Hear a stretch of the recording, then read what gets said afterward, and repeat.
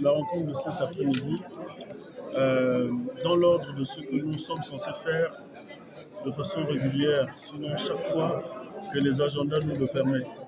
Cet après-midi, nous avions besoin de rappeler un certain nombre de principes islamiques, les principes de solidarité, de, de bonne moralité, les principes d'éducation et d'accompagnement que le musulman se doit d'accomplir pour lui-même, mais beaucoup plus pour la communauté de façon générale.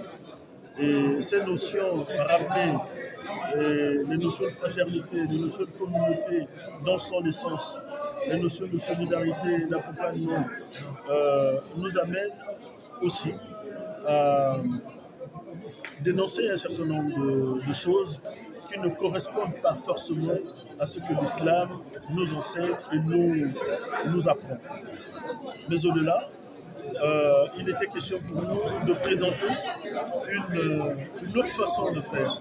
Comment est-ce que la communauté musulmane ensemble peut mettre en place des actions, réaliser des œuvres, qu'elles soient caritatives, sociales, économiques ou autres, pour l'intérêt de la communauté musulmane, mais aussi pour l'intérêt de la nation de façon générale. Et il était important pour nous de rappeler le rôle que la communauté musulmane se doit de jouer autour du président de la République, chef de l'État, vice-secrétaire Kouroulidi Nguema, qui a engagé l'État gabonais, le pays qui a engagé la nation sur un développement irréversible. Et ce développement diversifié appelle la prise d'un certain nombre de décisions très importantes.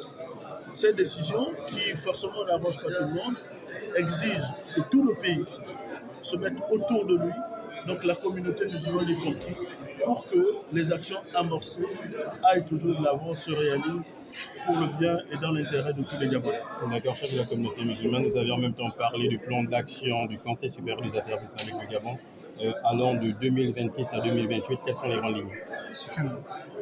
Écoutez, déjà la communauté musulmane du Gabon a besoin de parvenir à une certaine autonomisation. L'autonomie de la communauté passe par l'autonomie des membres de la communauté. Donc, le plan d'action prévoit des actions qui permettraient cette autonomisation-là. Nous avons besoin d'un renforcement de capacités, que ce soit des capacités opérationnelles ou des capacités structurelles.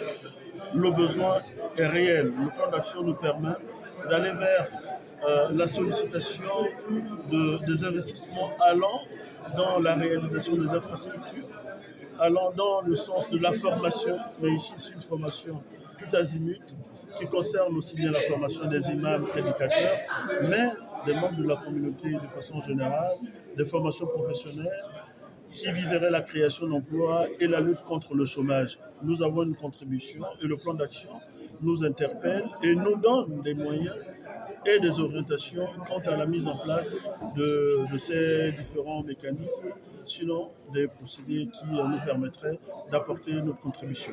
Hormis ce plan d'action, vous avez aussi en même temps parlé de la problématique du foncier au niveau de Malibé. Qu'est-ce qu'on retient, sachant que c'est un sujet brûlant de la communauté musulmane? Oui, bon, vous savez, le foncier de façon générale pose problème au Gabon. Nous, on n'échappe pas à cette réalité. La communauté musulmane a des propriétés foncières à travers le Gabon. Aujourd'hui, nous avons la propriété de Malibé qui pose des problèmes parce que tout simplement, le retard accusé dans la réalisation des infrastructures qui sont attendues sur ce site, notamment des infrastructures scolaires, sanitaires et autres, des infrastructures sociales de façon générale, qui sont attendues sur ce site, aujourd'hui sont compromises parce qu'il y a des squatteurs autour. Il y a beaucoup de gens qui, bon, on le sait, la nature a horreur du vide, certes, mais cela n'autorise pas aussi d'aller vers des choses qui ne nous appartiennent pas. Nous sommes confrontés à ce problème, mais avec les squatteurs, donc les gens qui ont acquis des parcelles, pas acquis, mais qui se sont installés, nous avons entamé un dialogue, des échanges.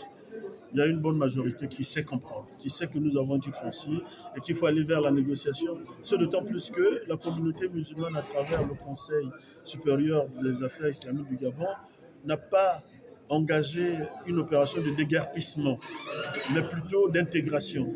Mais que ça s'arrête au niveau du dernier que nous avons recensé. Pas plus besoin d'encaisser, ou plutôt de recevoir d'autres, mais il est question de trouver un arrangement, un compromis avec ceux qui sont là, parce que d'une manière ou d'une autre, pour qu'ils jouissent de leur propriété, il leur faut un titre. Le titre, c'est nous qui l'avons. Donc il faut que nous donnons une partie de notre titre, sinon ils n'en ont rien. Et nous sommes dans des dispositions d'engager toutes les démarches nécessaires pour disposer de ce titre-là, de la communauté, je précise bien. C'est un titre qui appartient à la communauté musulmane du Gabon, comme d'autres communautés en ont. Donc voilà, et puis nous avons également parlé du fonds de solidarité, qui est âprement appelé par la communauté musulmane du Gabon, et qui est un support important pour aller faire un appel de fonds, pour accompagner des initiatives diverses, toujours dans le cadre de la communauté musulmane du Gabon. Alors, Président, une dernière question.